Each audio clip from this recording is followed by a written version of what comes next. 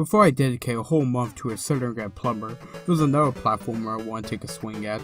Sure, everyone has heard of Sonic the Hedgehog's first outing on the Sega Genesis. I mean, that was his debut console, but have most of you heard about his 8-bit adventure games? And no, I'm not talking about the ones strictly for the Game Gear. Sega, before the Genesis was released, actually had another console doing fairly well for itself in Europe and Brazil.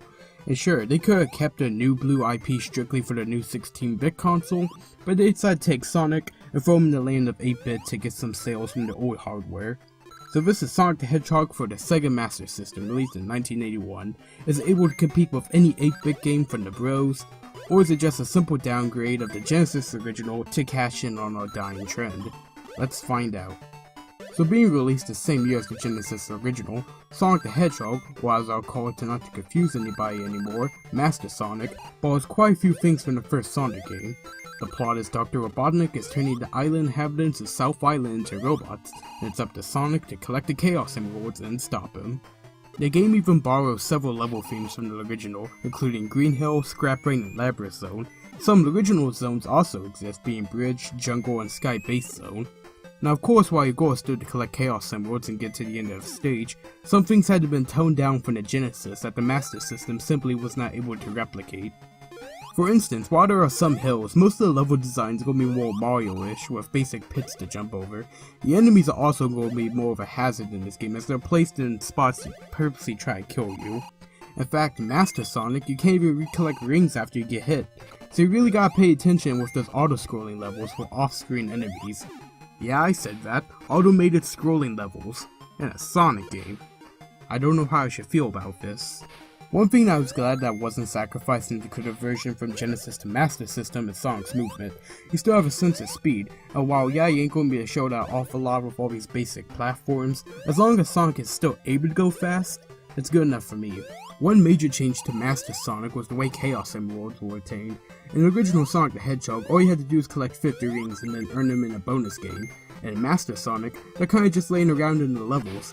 You know, such plot-crucial items to Sonic lore. They're just out and wide in the open. Sure, there might be one that needs you to think to grab it, but you can easily come across them just by playing the game.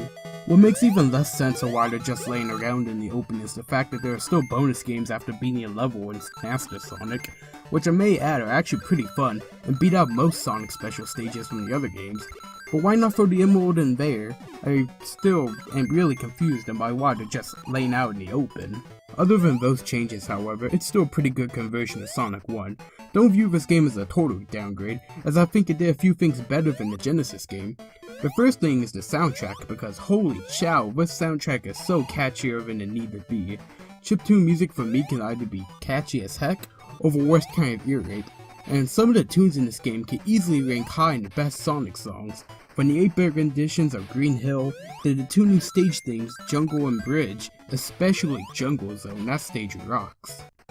Another thing I felt was done better than the Genesis game was the camera. It's a lot more widened out compared to the Genesis version, but that can just be because of the smaller 8-bit sprites. There are a few things also holding this back from being a better version of Sonic 1, and the first major issue is the boss fights, because wow, talk about life drainers. So Master Sonic is split up into 3 zones. You got your 2 level zones, and then you got the last zone to host a boss fight. Whose bright idea was not to give you any rings during this last zone, because it turns every single boss into a one-hit you die situation.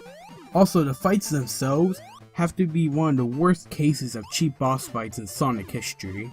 A lot of them involve trial and error. For example, the strategy for the Bridge Zone boss is to literally keep jumping on him until he dies, because standing anywhere else would just get you killed by this unavoidable 3 pellet attack.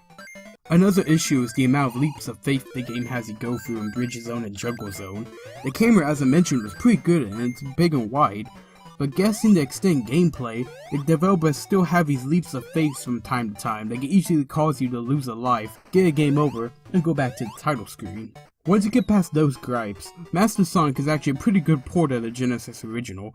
In fact, as I already mentioned, it could rival the first Genesis game if you get past the obvious 16-bit to 8-bit comparison. If you want to check out Sonic the Hedgehog on the Master System, there are quite a few ports like the Sonic GameCube collections, Sonic Adventure DX, Or if you want a legit copy, like on the Master System, depending on where you live, you could be ended up paying a pretty penny for it. I mean, at least for a US copy, because that game is pretty rare because the Master System was not popular in the United States. Also, I could mention about you may be getting a Game Gear version of Sonic 1, but 2 words, screen crunch. But at the end of the day, it comes down to whatever version you guys prefer. Well, if you guys enjoyed this small quick look at Sonic the Hedgehog on the Master System, be sure to leave a like and subscribe for future reviews. I have social media links and Patreon down below. Finally, I am Cybershoom, and I hope you have a good one.